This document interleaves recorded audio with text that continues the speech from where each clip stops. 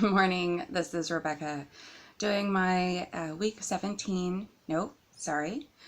18 check-in.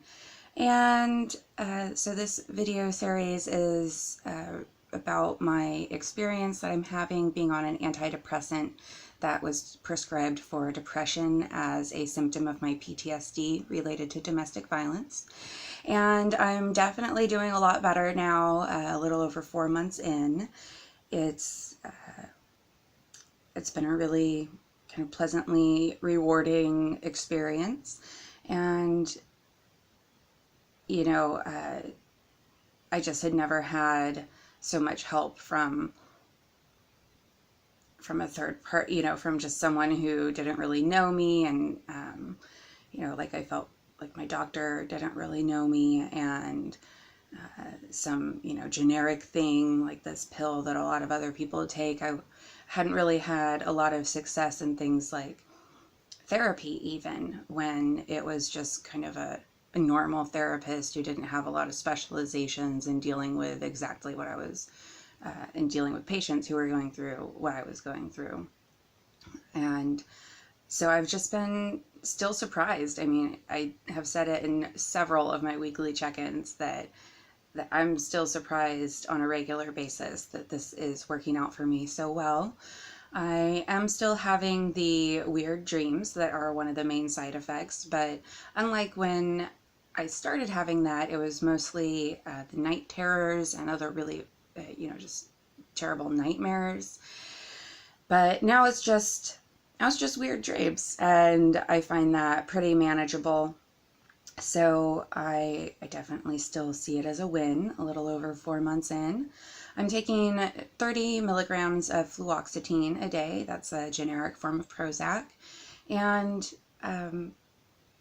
just a little bit about my week. I moved this week. I was so exhausted yesterday. It was my last day of moving, and I also went to a show that my aunt had come into town. We went to see a musical called A Chorus Line. It's my first time seeing a musical live, and it was a lot of fun. So impressive to see people I just think about how creative shape they must be in and how talented they are to have all the singing and dancing and acting going on for 2 hours. Just seems like really exhausting, and they must practice really hard, and it was a fun story. So that was a great experience. And then I went back to moving, and last night when I sat down to make some notes for my check-in video, because I usually do Saturday nights, I just conked right out. I fell asleep so hard. So I've got some serious bedhead going on this morning, but I wanted to check in. I am very excited about the next school term starting tomorrow, though I didn't feel like I was on spring break until last night after finishing moving.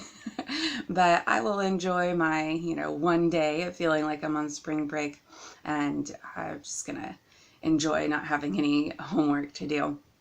So I'm really excited about this next term. I'm also really nervous because it's probably going to be academically the hardest term that I will have, or that I have had or will have in my college career, so to speak. So we'll see how it goes. I am going to keep an eye on the date that is the deadline for dropping a class without a W, and see if I need to drop one of my classes just to lighten the load. But I'm optimistic and I think I'll make it. And I just want to touch back on something I said earlier in this video, which is about seeing a therapist, like a counselor. And I love therapy. Going to therapy has been one of the greatest things I have ever done for myself, and has helped me more than I could even, begin to describe in such a short video. But I do also think it's important to point out that I've also had really terrible therapy experiences. I saw a couples counselor when I was with my ex-husband, and she was awful. And I saw another kind of like a quack kind of doctor, therapist, when I was with my ex-husband as well. He was a priest, and he was the worst. He was so terrible. Um, I and I had some therapists after that who weren't bad therapists in the sense that they were saying hurtful things, but with a lot of them, I felt like I was kind of educating them on what it's like to have gone through the amount of abuse that I went through and what it's like to live with PTSD. A lot of them just hadn't seen someone with my kind of a background. And I really did not enjoy being in a situation where I was spending my time where I was supposed to be getting help, and I felt like I was actually just helping that therapist build their portfolio more. And I understand they have to go through having these patients in order to get the experience. It's kind of like, a bit of a vicious cycle as far as thinking about wanting someone who has a lot of experience, but not wanting to give someone experience with my own therapy. I feel like that would be something I'd have to do on top of seeing a therapist who'd be really good at dealing with people who have endured a lot of interpersonal violence.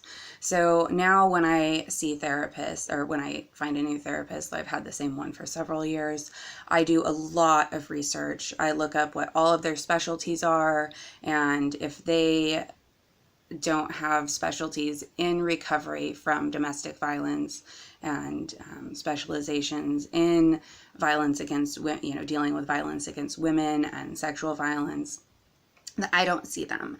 I'll say I also look for therapists who mention in their specialties helping queer, trans, and other kind of like, or gender non-conforming individuals. And I think that to me indicates that they're not going to have like a religious intrusion basically on their therapy.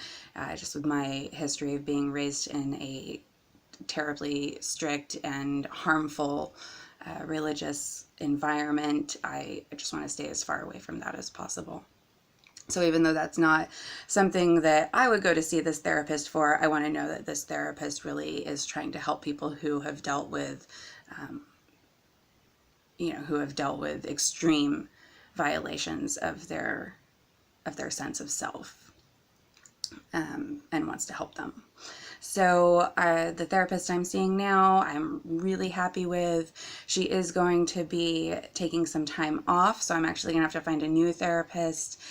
She's having a child this summer, so she's going to be taking some time off from her practice. Luckily, though, she knows what I'm looking for and has some referrals for me. So over the next few months, I'm going to be checking out the therapist that she has offered. That's another thing I do. I always interview the therapist. I feel absolutely no sense of commitment for the first 4 meetings at least. And I really feel like I'm interviewing them to see how they approach the therapy. And if I'm not comfortable with it, or if it just doesn't really click with me and I don't think that I could really, open up and talk to that person, then I move on. And it's not like rejecting them, saying that they're a bad therapist. I just feel like they're not the therapist for me. So if you are dealing with the post effects of trauma and violence, I highly recommend doing as much research as possible. I know that you don't always have a lot of options as far as maybe who your insurance will cover and who's taking new patients and things like that. But having some information about the therapists that are available to you and making a choice based on the situation you're coming from can make a world of difference. I often say to my friends that there's almost nothing worse than a bad therapist, but nothing better than a good one. So I strongly encourage therapy. I do a lot of other things, not just the pharmaceutical antidepressants, to help with all of the kind of effects and symptoms of my PTSD. But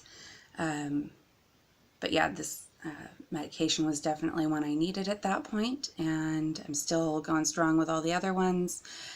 And I will do my best to check in on time this coming week. Thank you so much for catching up with me, and I will see you then.